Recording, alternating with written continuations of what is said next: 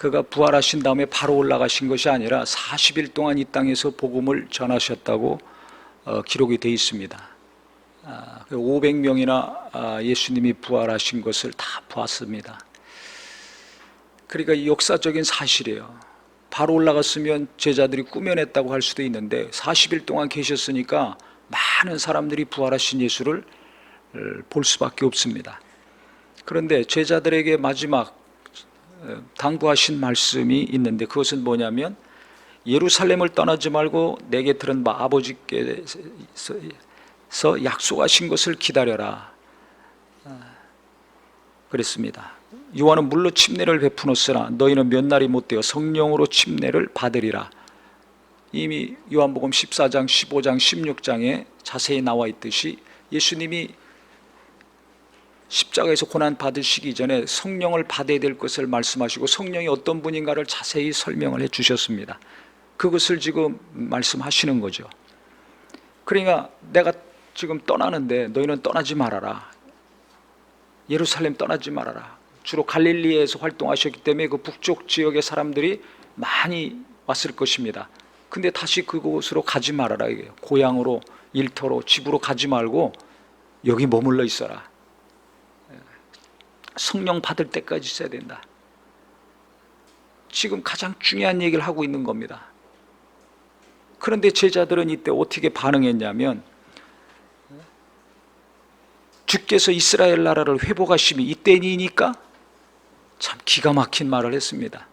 성령에 대해서 처음 얘기한 것이 아니에요. 그 이미 이전에 성령에 대해서 많이 말씀하셨습니다. 성령이 오시면 너희 속에 영원히 함께 하실 것이다.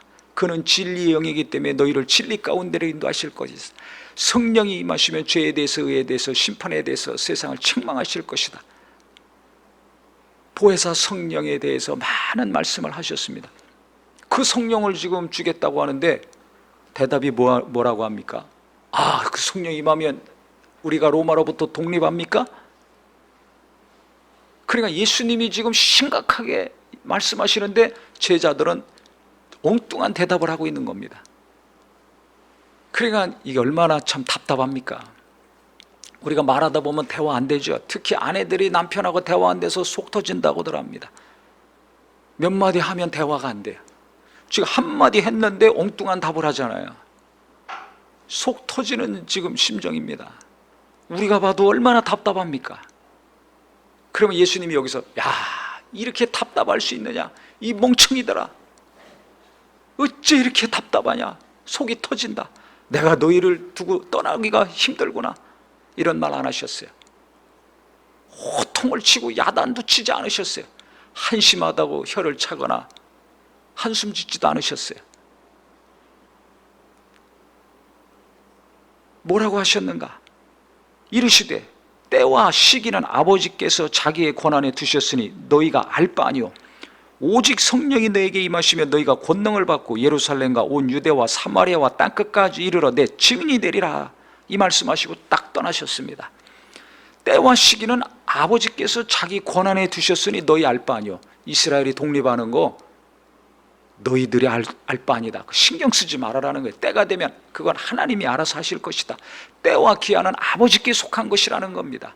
그러니까 때와 기한을 내가 정해놓으면 시험 듭니다. 이때까지 해주십시오. 그게 하나님의 때인지 하나님의 시간인지 우리는 알 수 없어요. 하나님만 아시지.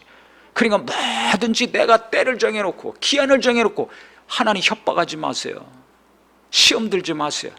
대부분 시험 들고 낙심될 때가 언제입니까? 내가 정해놔요.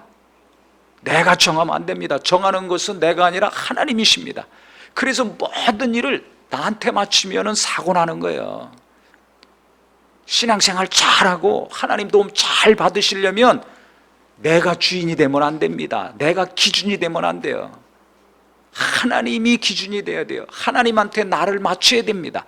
하나님의 시간에 나를 맞추고 하나님의 계획에 나를 맞추고 주님이 원하시는 것을 내가 이루어 드리려고 해야 이 땅에서 영적으로도 잘 되고 육적으로도 잘 되고 마음도 생각도 평안하고 형통해지는 겁니다. 아멘. 근데 인간은 선악과 따먹고 자기중심적인 자가 됐어요. 하나님 중심적으로 살다가 이제 하나님 관계 끊어지니까 나 중심적인, 그 사단이 심어놓은 가장 지독하고 깊은 뿌리는 뭐냐면, 네가 잘났어, 너 그거 따먹어, 그럼 너 하나님같이 돼, 이렇게 했잖아요. 네가 최고야, 네가 최고야, 네가 잘났어. 그러니까 나 중심적인 삶을 인간은 삽니다. 모두가 그래요. 저 갓난 애부터 시작해서 노인 죽는 날까지도 인간의 지독하게 뿌리박혀 있는 것은 뭐냐? 공부를 많이 하고 조금 하고 관계없이, 이 땅에서 유명하건 무명하건 관계없이 누구나 다 자기 중심적인 사고를 가고 삽니다. 그러니까 나를 지독하게 사랑합니다. 우리가 은혜 많이 받았죠. 하나님 사랑한다고 하죠.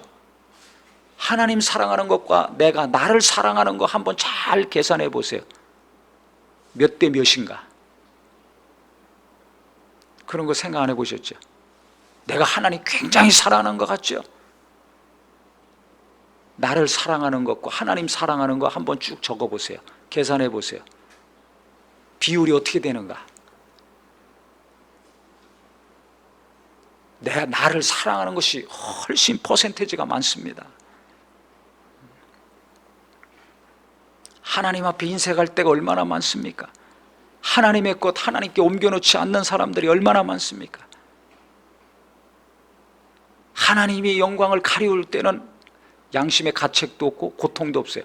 근데 조그만 말 한마디에 내가 얼마나 고통스러워하고 잠 못 자고 괴로워합니까?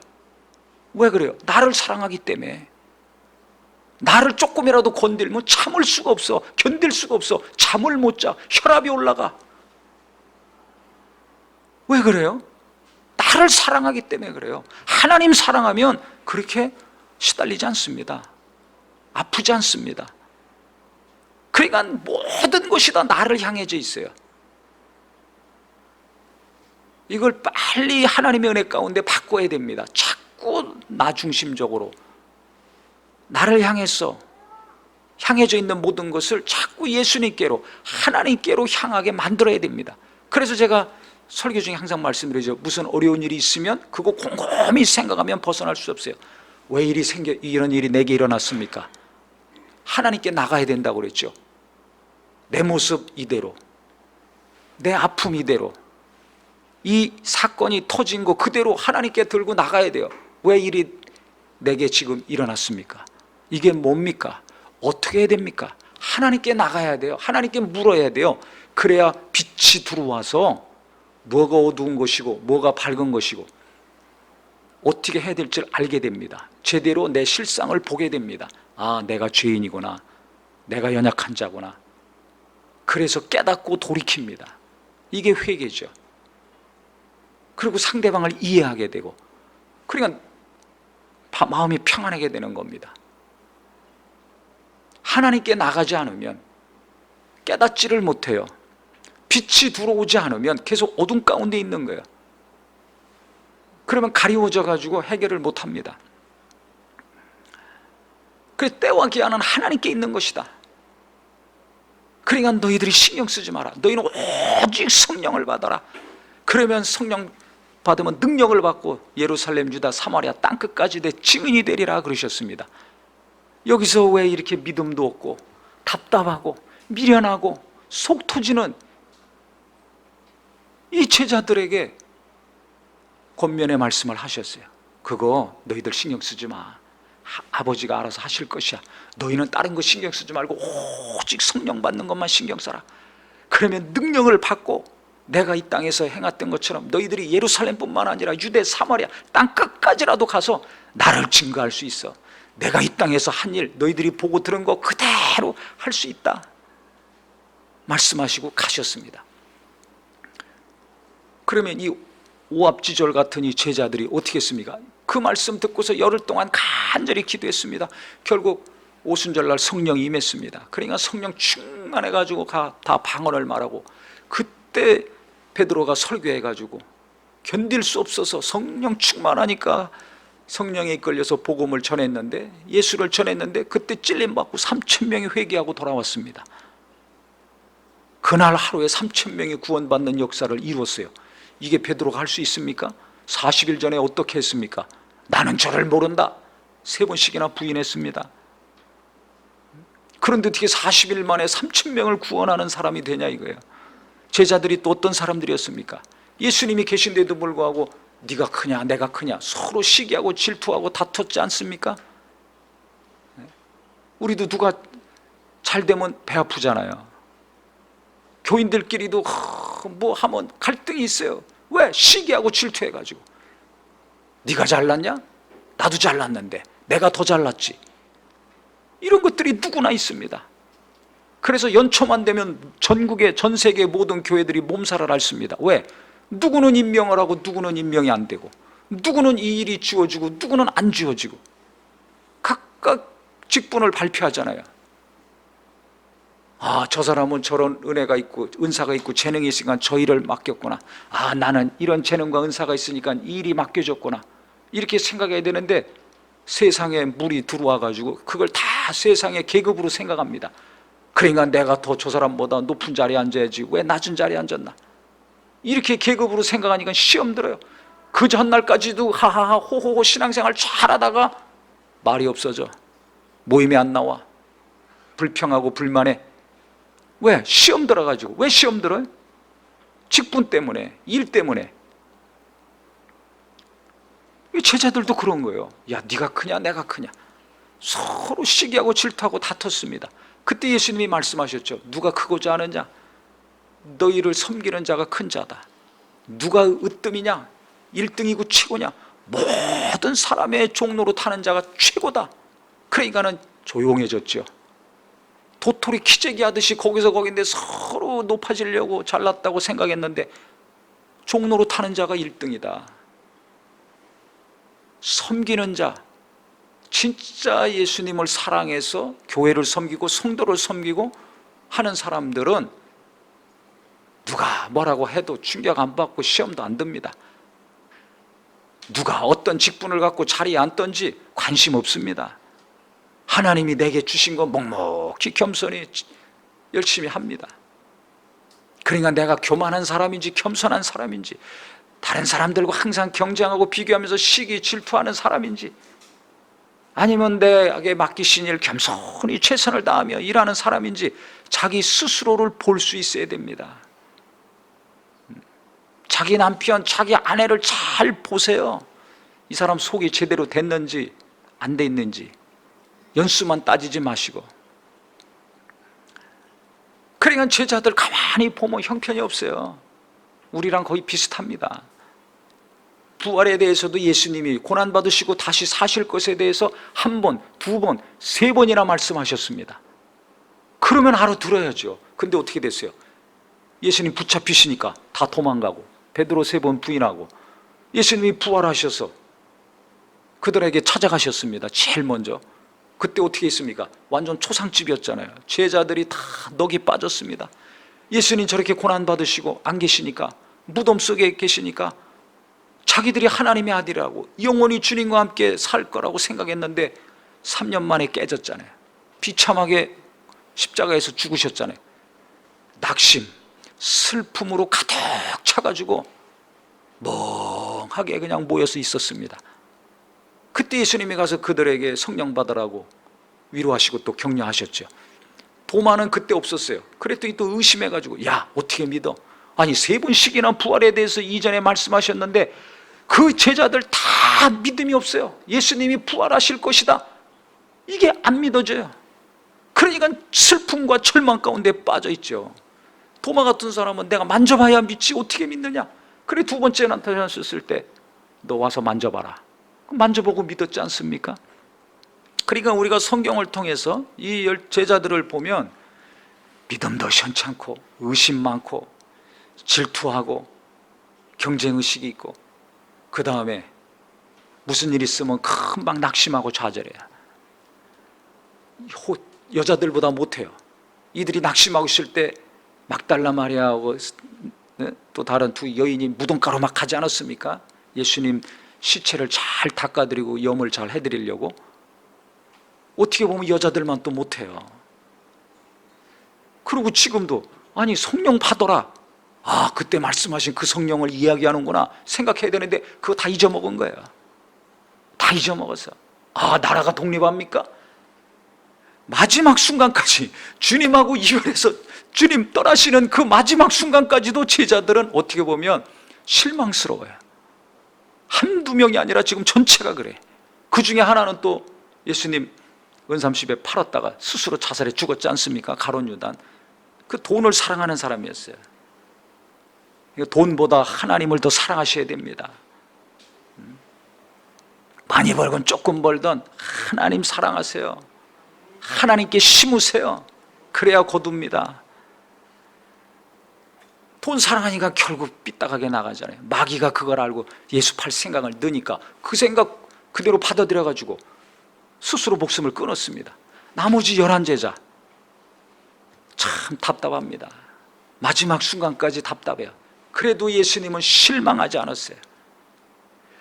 시간이 가면 갈수록 그렇게 많은 말씀을 하시고 능력을 행하시고 이적을 행하시는데도 불구하고 어휴, 이분이 누군데 이런 일을 행하냐.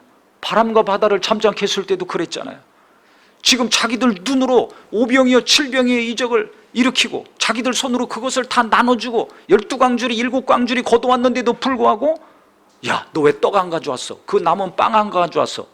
먹을 거 가지고 또 투닥거리지 않았습니까? 그러니까 진짜 믿음이 없어요. 성경을 보면 끝까지 마지막 순간까지 이렇게 답답하고 속 터지는 사람들이었습니다.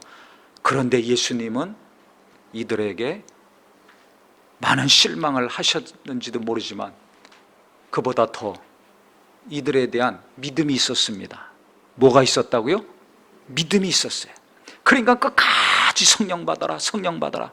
때와기 하는 아버지가 알아서 하실 것이야. 그러니까 신경 쓰지 마라. 너희는 오직 성령 받아라. 이것만 신경 써라.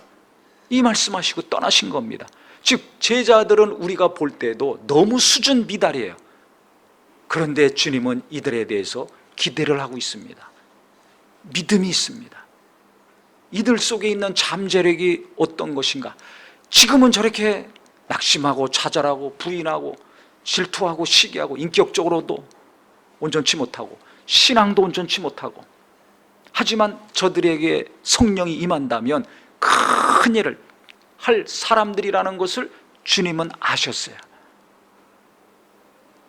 자, 우리는 집에서 자녀들을 볼 때, 이 시대의 젊은이들을 볼 때, 또 인격적으로 부족하고 신앙적으로 연약한 사람들을 볼 때 어떻게 봅니까? 이 예수님의 눈으로 보는 은혜가 있기를 바랍니다. 지금 우리나라 전 연령층에서 가장 마음이 지치고 우울한 연령이 어딘지 아세요? 50대? 아니에요. 자기가 50대니까 50대인 줄 아시는데 20대입니다. 20대야. 지금 50대 있는 분들은 자녀들이 뭐 대학생 정도 되겠죠. 20대죠. 지금 그 설문조사에서 나온 데이터가 있어요. 20대가 우울증 환자가 제일 많아요. 왜 그래요? 옛날에는 대학을 나오든 안 나오든 뭔가 가서 열심히 일하면 먹고 살았어요. 결혼도 하고 또 열심히 일하면 집도 사고 애들 공부시키고 했습니다. 그런데 지금은 대학 졸업해도 취직이 잘 안 됩니다.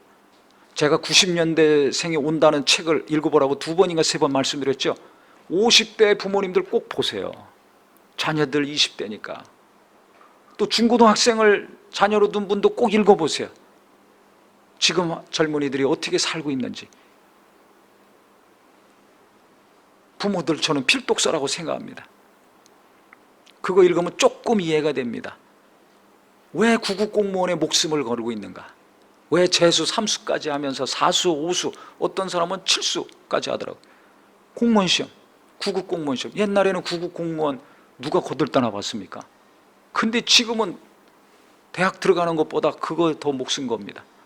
어떤 사람들은 대기업 다니다가도 그거 다시 구급 공무원 본다는 거예요. 왜 그러냐 그랬더니 야근이 너무 많아. 일을 너무 많이 시켜. 월급은 많이 주는데 대기업이라고 사람들은 좋다고 하는데 자기가 다녀보니까 처음에만 좋았지 너무 시달려요. 피곤해. 인간적인 삶을 살 수가 없어요. 첫 번째. 그 다음 두 번째는 이제 40대 후반 50대 초반이면 나와야 되는데 그 다음에 어떻게 살 거냐 이거예요. 100세 시대. 그래서 계산해 보니까 아, 이게 아니다. 내가 좀 덜 받더라도 저녁이 있는 삶, 시간을 갖고 인간다운 삶을 살고 싶다. 그 다음에 공무원 하면 60이 정년 아닙니까? 정년이 보장되는 거예요.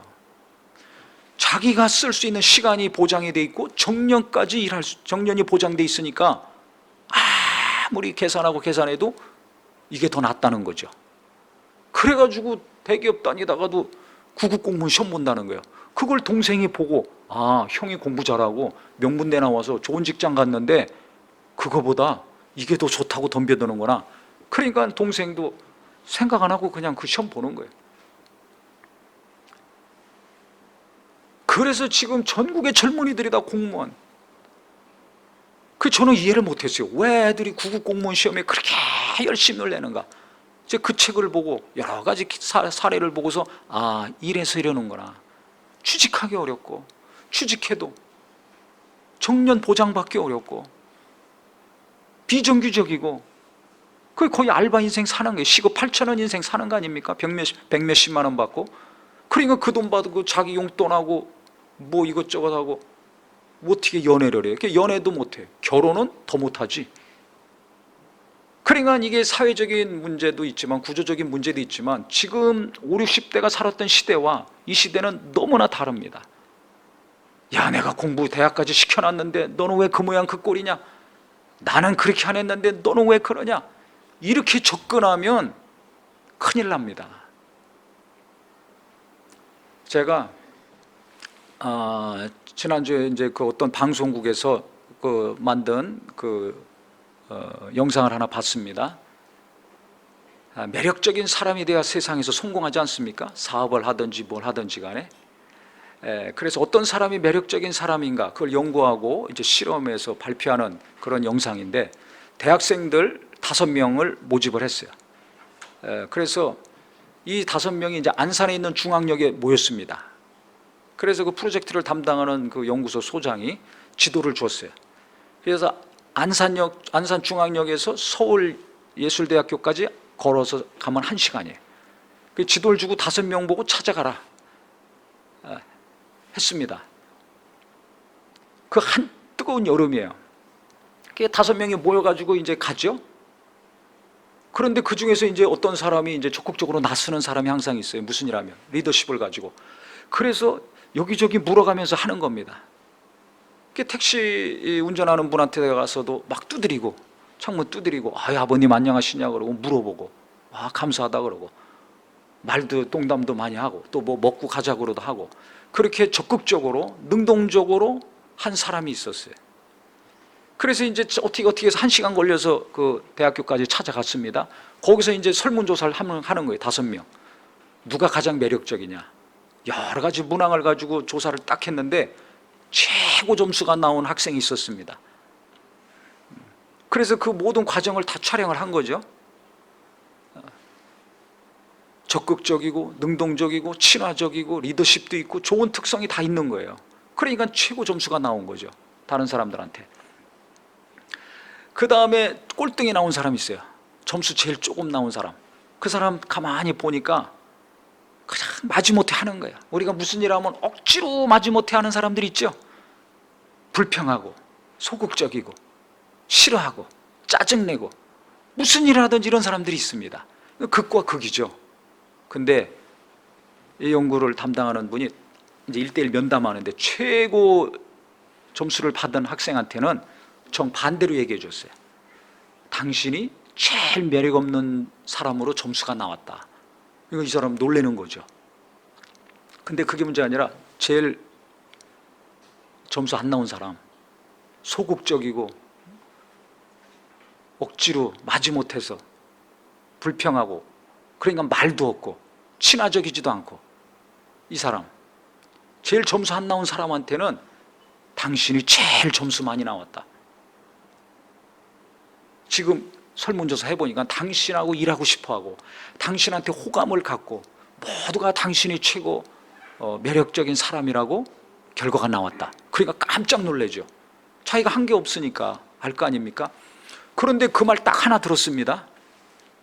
그리고 그 학교에서 대학교에서 이제 그 무슨 폭포가 있어요. 거기까지 또 이제 찾아가는 거예요. 2번째는. 근데 무슨 일이 일어났는가? 제일 소극적이고 점수 제일 안 나왔던 그 친구가 제일 매력적이라는 소리를 들었잖아요. 많은 사람들이 자기를 인정하고 좋아한다는 걸 들었잖아요. 그게 거짓말이었지만 그랬는데 그 친구가 그 다음 폭포까지 찾아가는 여정에서는 선두에 나서는 겁니다. 제일 소극적인 사람이 제일 적극적인 사람이 됐어요. 말도 제일 안 하던 사람이 말이 많아졌어요. 아, 이 사람들이 날 좋아하는구나. 이 사람들이 나와 함께하길 원하는구나. 아, 이 사람들이 나를 인정하는구나. 생각이 바뀌었잖아요. 그러니까 적극적으로 막 말하고 묻고 다니고 뭐 짐 들고 가는 것도 있는데 자기가 그걸 들고 가고, 전철역에서 대학교까지 찾아갈 때와 대학교에서 그 폭포까지 찾아갈 때는 180도 다른 사람이 됐습니다. 제가 그 영상을 보면서 와, 너무 충격을 받았어요. 짧은 시간이지만 인정해 줬을 때, 인정을 받았을 때 사람이 바뀌는구나. 우리가 자식들을 위해서, 성도들을 위해서 얼마나 기도합니까? 근데 기도하는데 인정합니까? 안 합니까? 보기만 하면 속 터지니까 뭐라고 하잖아요. 너는 왜 그러냐? 심하면 화가 나고 비난하는 말이 막 나오지 않습니까? 무시하는 말이 나도 모르게 나오지 않습니까? 인정해 줬을 때 사람이 바뀌어요. 적극적인 사람, 능동적인 사람, 리더십이 없었는데 리더십이 나와. 말이 없었는데 말이 나와. 웃음이 없었는데 웃음이 나와. 물어보지도 않았는데 자기가 나서서 다니면서 물어봐. 전혀 이 사람은 이래가지고 사회성도 없고 친화력도 없고 리더십도 없고 협동심도 없고 이렇게 해서 어떻게 먹고 살 수 있는가? 답답하고 속 터지고 이런 사람이었는데 인정해 주니까 완전히 다른 사람이 됐습니다. 그래가지고 인도해가지고 그 사람이 그 다음 폭포까지는 앞장서서 다 찾아갔어요. 지금 예수님이 똑같은 거예요. 의심 많고 시기심 있고 질투심 있고 그렇게 많이 말씀을 했는데도 불구하고 그거 다 잊어먹고 엉뚱한 얘기하고 마지막 순간까지 이렇게 부족하고 형편없는 제자들이었지만 이들에 대해서 주님은 기대하고 있는 겁니다. 믿음이 있는 거예요. 무슨 믿음? 성령 받으면 이들이 큰 일을 할 수 있다. 지금은 이렇게 부족하고 엉뚱한 말하고 속 터지고 답답하게 행하고 있지만은 이들에게 성령이 임하시면 놀라운 일을 할 수 있다. 내가 한 일을 그대로 할 수 있다. 주님은 그것을 보시는 겁니다. 그러니까 이들을 내쫓지 않았어요. 도리어 부활하신 다음에 찾아가시고 그 다음에 고기 잡는 어부들에게 또 찾아가셔서 조반도 차려주시지 않았습니까? 그 다음에 이렇게 두 번씩 계속해서 또 성령 받으라고 위로하고 격려하시고 이들에 대한 믿음과 기대를 지속을 하셨습니다. 예수님은 제자들을 포기하지 않았어요. 우리가 볼 때는 너무 실망스럽고 수준 미달인 제자들이지만 주님은 포기하지 않고 인내하시면서 계속 격려하시고 이들의 미래를 예측하시면서 계속 함께 하셨습니다.